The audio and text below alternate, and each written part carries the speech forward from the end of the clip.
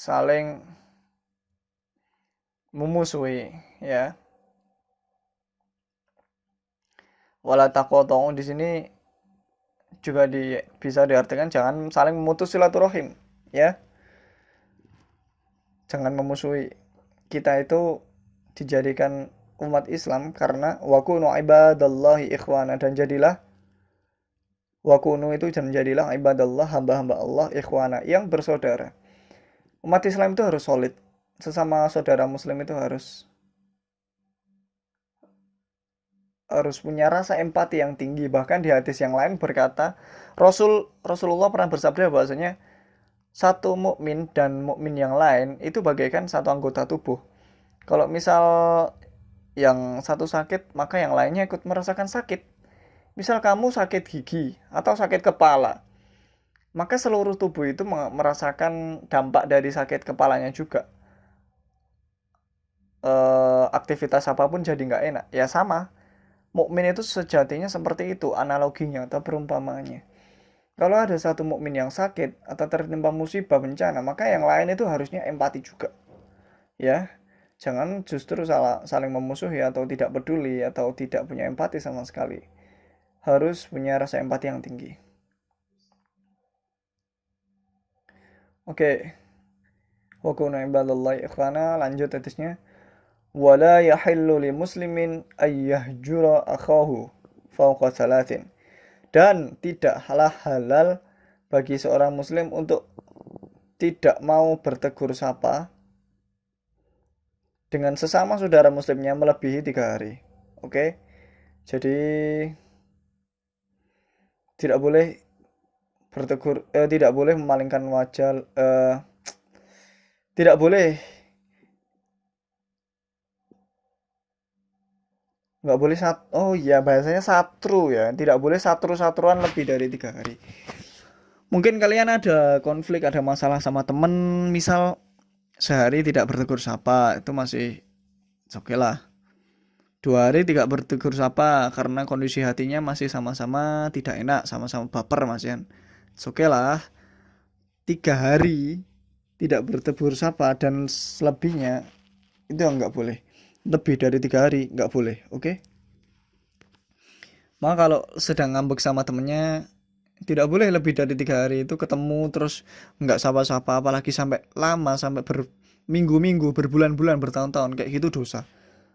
Ya, kita tidak boleh, sesama muslim tidak boleh saling mendiamkan seperti itu. Yang paling baik itu apa? Yang paling baik adalah yang meminta maaf duluan. Oke. Misal walaupun kamu tidak punya salah, tidak apa-apa meminta maaf duluan agar kondisinya membaik. Agar silaturahim terjalin kembali, agar terhubung kembali. Reconnecting sama temennya, ya. Tidak boleh lebih dari 3 hari intinya. Itu dosa. Hadisnya riwayat Bukhari dan Muslim muttafaqun alaih ya. Hadis sahih. Oke, ini menelaah larangan minuman keras, judi dan pertengkaran. Maksudnya menelaah itu ya kita cari tahu hikmahnya, sebabnya kenapa kok minuman keras itu dilarang gitu loh ya.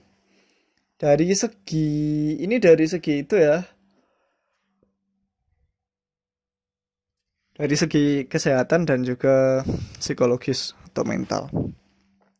Sedangkan dari segi spiritual adalah ketika mengkonsumsi khamar maka kalian telah melakukan dosa besar, salah satu dosa besar. Maka ya kalau kalian melakukan dosa besar, maka akan ada titik hitam di hati kalian yang mana titik hitam itu menghalangi kalian dari perbuatan baik. Oke. Jadi itu kenapa kok kita dilarang? Kan di ayat di salah satu ayat di juz 30 ada yang berbunyi seperti ini. Kalla bal rana ala qulubihim ma kanu yaksibun. Artinya intinya adalah ketika seorang hamba melakukan dosa, misal dosa kecil, maka setiap melakukan dosa itu tercatat titik hitam di hatinya. Kalau dosa besar, maka titiknya semakin besar.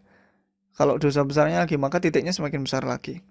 Dan apabila telah sering melakukan dosa, maka ya titik-titik hitam itu akan membanjiri, memenuhi hati yang putih semulanya, dan akhirnya ya jadi hitam pekat. Kalau hati udah hitam, maka itu hatinya sakit dan susah buat menerima hidayah, menerima ilmu, menerima nasihat-nasihat kebaikan. Termasuk ini, kalau minum khamr sekali nggak kerasa, 2 kali nggak kerasa, 3 kali nggak kerasa, lama-lama kebiasaan, dan kalau terbiasa melakukan dosa besar, maka ya udah hatinya ketutup, susah buat menerima hidayah. Oke, maka harus dihindari. Itu dari segi spiritual. Dari segi medis atau kesehatan, ya ini banyak ya, gangguan otot jantung dan tekanan darah tinggi, sering sakit kepala, mual-mual, muntah, sulit tidur, terkena penyakit paru-paru, hepatitis, hidup jorok, ya kebanyakan hidupnya jorok yang sering minum kayak gitu, malas makan sehingga fisik lemah dan kekurangan gizi. Nah, gangguan gerak dan keseimbangan tubuh itu dampak-dampak negatifnya ya, negatif dari khamr. Dampak-dampak negatif khamr dari segi medis maksud saya. Terus dari segi psikologis atau yang pengaruh mental, itu ada lamban kerja, ceroboh kerja, sering tegang dan gelisah. Khamr menyebabkan hilang kepercayaan diri, apatis. Kalian tahu apatis ya, nggak peduli sama lingkungan sosial sekitarnya. Penghayal, penuh curiga. Terus penghayal itu kayak bahasa lainnya halu, banyak halusinasi. Nah, orang yang sering halu itu jangan-jangan ya sering minum khamr itu ya, karena salah satu efek samping dari khamr kan halu yang tingkatnya berlebih, halusinasi ya. Terus gangguan mental, antisosial, ansos, dan asusila, dikucilkan oleh lingkungan. Nah, ini dampak sosialnya ya, dikucilkan oleh lingkungan, karena ya siapa sih yang mau punya lingkungan sosial yang buruk seperti ini? Minum-minuman apalagi di muka umum cenderung menyakiti diri, bahkan bunuh diri ya. Ini dampak dari agama, medis, psikologi, dan sosial udah saya kasih tahu ya. Ya memang khamr itu dapat melepaskan seseorang dari masalah sejenak ya, sejenak. Terus khamrnya habis, euforianya habis, senang-senangnya habis, yang balik lagi ke masalah semula.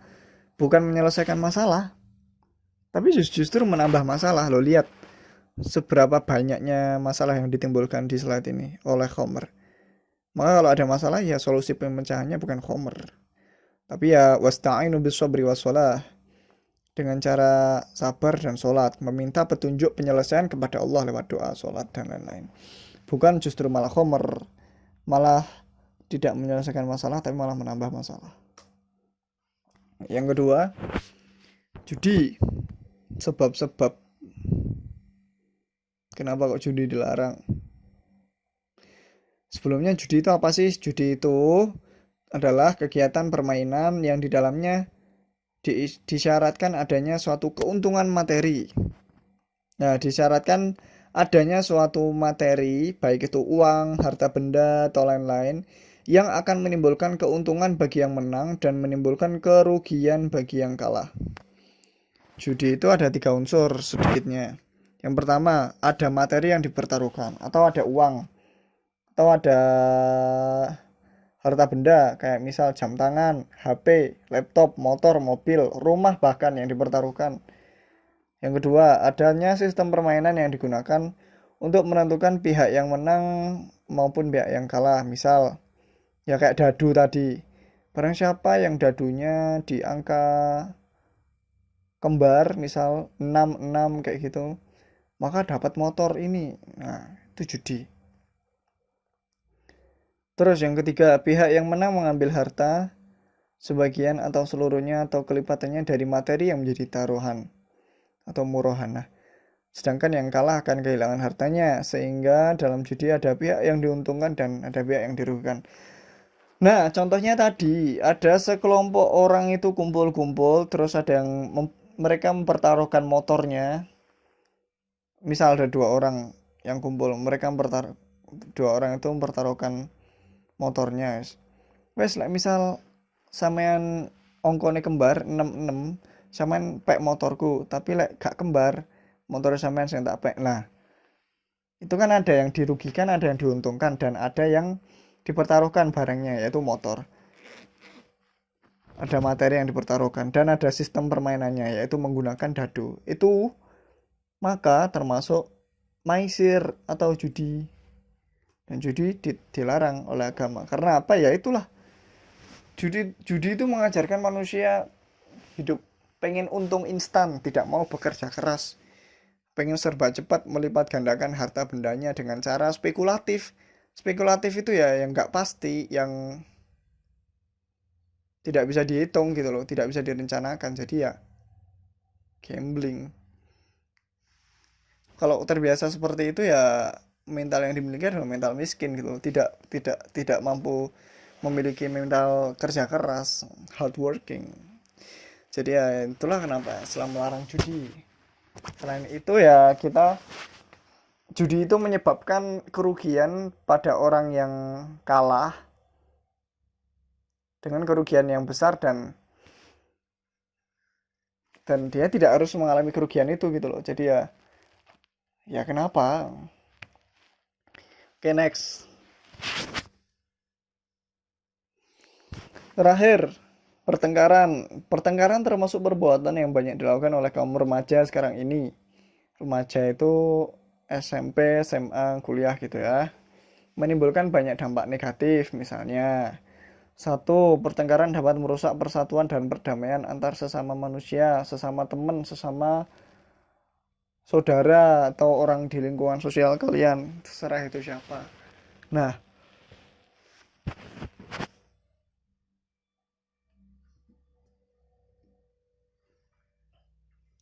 pertengkaran kan sebabnya ada banyak ya. Mungkin karena dikerjain usil terus nggak terima, terus akhirnya berantem, bertengkar. Bentuknya juga ada banyak, dari yang cuma bertengkar lewat lisan, omel-omelan atau olok-olokan lewat lisan, sampai yang pukul-pukulan, sampai pembulian, sampai yang menghilangkan nyawa atau menyakiti fisik. Nah, itu kan tidak boleh ya. Terus yang kedua, dampak negatifnya, pertengkaran dapat membuat sesama yang bertengkar terluka bahkan sampai meninggal dunia. Yaitu kalau orang itu udah tersulut emosi, orang yang emosi itu akalnya sudah nggak berfungsi secara penuh, pikirannya nggak berfungsi secara penuh. Apalagi orang yang emosi dirasuki oleh setan, maksudnya ya amarah itu kan datangnya sebagian besar dari setan juga. Dibisik-bisik oleh setan. Wes lah, wes berantem aja. Wes jotosan aja. Wes kalau udah jotosan berantem, itu orang susah mikir, orang susah mengendalikan emosinya, dan pada tahap yang paling parah ya sampai menghilangkan nyawa orang lain atau membunuh, dan naudzubillah min dzalik. Jadi ya janganlah seperti itu, oke?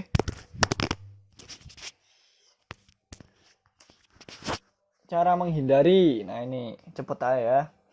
Cara menghindari perilaku minuman keras, berjudi, dan bertengkar. Satu, lebih selektif dalam memilih teman bergaul dimanapun berada ya. Teman itu sangat mempengaruhi. Kalau kalian kumpul dengan orang soleh, insya Allah kalian tertular solehnya. Tapi kalau kalian kumpul dengan pelaku maksiat, ya kalian tertular maksiatnya. Dalam hadis Nabi disebutkan bahwa perumpamaannya itu, kalau kalian berkumpul dengan penjual minyak wangi, ya kalian ikut tertular wanginya, walaupun kalian nggak beli. Tapi sebaliknya, kalau kumpulan kalian itu pandai besi, ya kalian tertular gosongnya gitu loh. Masuk ya? Oke. Yang kedua, cara menghindarinya, lebih memperkuat pondasi agama dan menjauhi kepada hal-hal yang dilarang oleh Allah. Jadi itulah kenapa fungsi menuntut ilmu kalian itu tidak cukup. Manusia itu tidak cukup diperingatkan sekali, dua kali, tiga kali, tapi terus menerus. Itulah kenapa ada khutbah Jumat. Itulah kenapa kalian diwajibkan menuntut ilmu. Itulah kenapa kalian pahalanya sangat besar apabila kalian menghadiri majelis ilmu. Termasuk sekarang ini, yang kalian dengarkan itu termasuk ilmu agama apalagi, maka dengan seperti ini, dengan pembelajaran seperti ini, dengan Bapak menasihati kalian seperti ini, maka itu salah satu cara memperkuat pondasi agama kalian. Kalau pondasi tahu ya, pondasi itu yang di bawah itu loh. Kalau pondasi kalian kuat, pondasi sebuah rumah itu kuat, maka insya Allah digoyang-goyang atau di diterpa sama masalah apapun, insya Allah kuat juga, tidak rapuh. Tapi kalau pondasinya rapuh, bayangkan pondasi sebuah rumah rapuh, itu disenderi tok wis, senderi orang banyak itu pun udah bisa roboh rumahnya. Maka dari itu pondasi kalian itu agamanya diperkuat, insya Allah semua masalah kuat, bisa survive, bisa melalui, termasuk minuman keras ini. Kalian bisa tahan. Dengan kalian tahu bahwa minuman keras itu haram, ya udah, kalian bisa menjauhinya dengan mudah.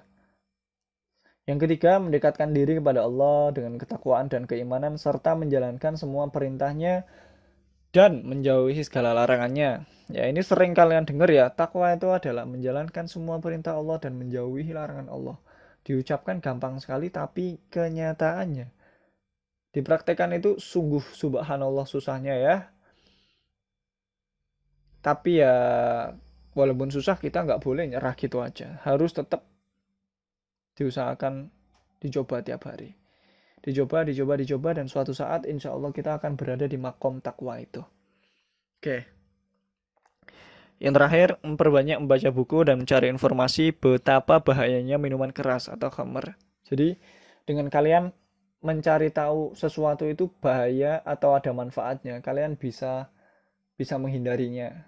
Ya, contoh khamr itu, kalau kalian tahu khamr itu sama dengan racun, maksudnya banyak sekali mudorotnya, banyak sekali bahayanya, ya masa kalian mau minum racun? Masa kalian mau membahayakan diri kalian sendiri?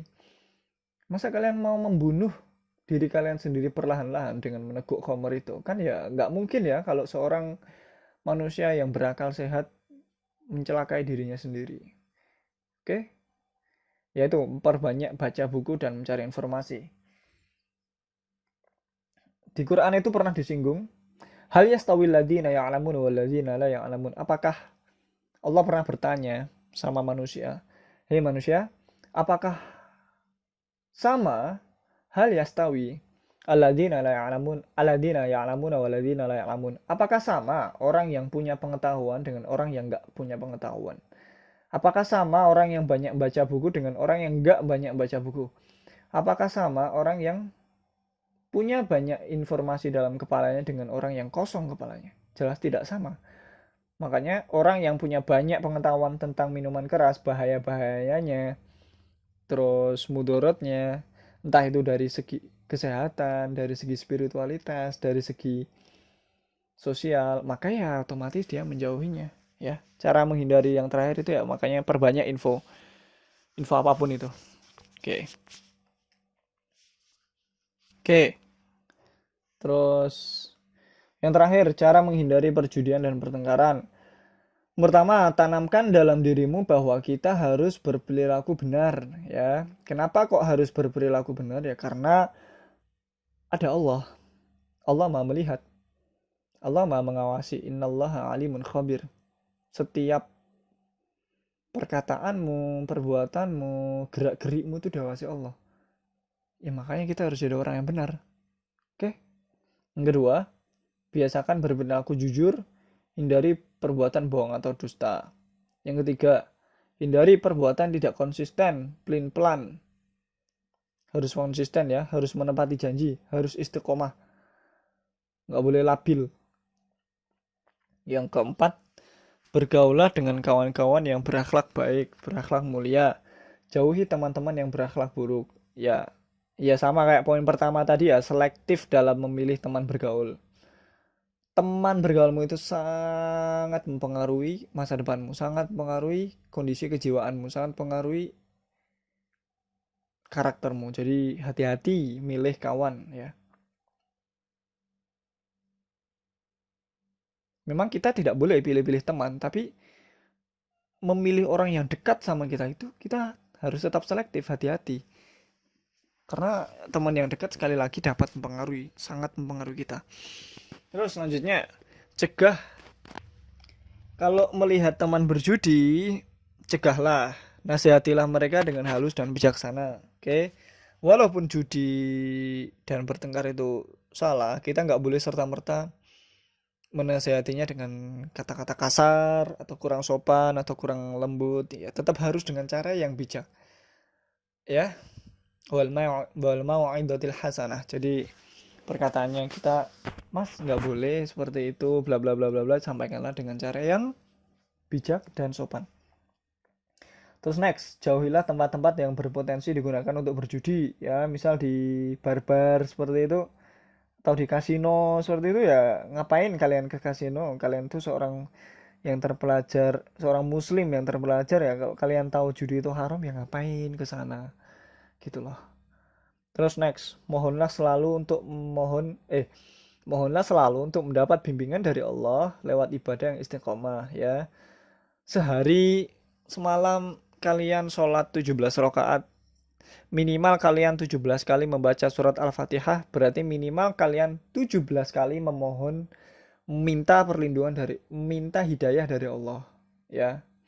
Dalam surat Al-Fatihah itu kan ada ayat ihdinas siratal mustaqim siratal ladzina an'amta 'alaihim ghairil maghdubi 'alaihim waladdallin.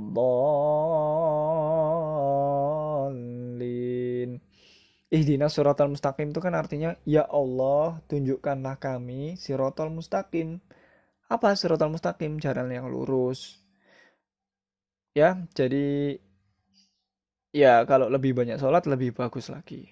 Memohon bimbingan, hidayah. Hidayah itu petunjuk, bimbingan sama aja. Terus yang terakhir nih, hiasilah diri dengan zikir kepada Allah agar kalian senantiasa dapat terjaga dari amarah yang berlebihan. Oke? Oke, satu-satunya yang dapat menenangkan hati kita itu, yang paling ampuh itu adalah zikir. Dengan zikir hati kita menjadi tenang. Zikir itu apa sih? Zikir itu ingat pada siapa? Ingat pada Allah. Kalau hati kita sambung sama Allah, maka semua ketenangan akan dihadirkan Allah pada kita. Fadkuruni adkurkum washkuruni wala takfurun. Kata Allah, fadkuruni, ingatlah aku, zikirlah kepadaku, adkurkum, maka aku akan mengingat kalian juga. Itu kata Allah. Kalau kita sudah diingat Allah, ya maka kita selalu dalam perlindungan Allah, selalu dalam hidayah Allah, ya, dan dapat terjaga dari amarah yang berlebihan juga. Oke, jadi itu semua materi yang Bapak sampaikan sudah selesai. Sekali lagi, jangan di close dulu. Bapak tekankan bahwa materi yang berhubungan dengan akhlak itu sangat simpel, sangat simpel dalam teori, cuman sangat berat apabila diamalkan. Tapi berat diamalkan dan diistiqomahkan itu bukan menjadi alasan untuk tidak mengamalkan. Kita harus tetap mencoba tiap hari untuk berakhlak baik dan menghindari segala akhlak yang buruk. Oke? Jadi demikian saja materi kali ini.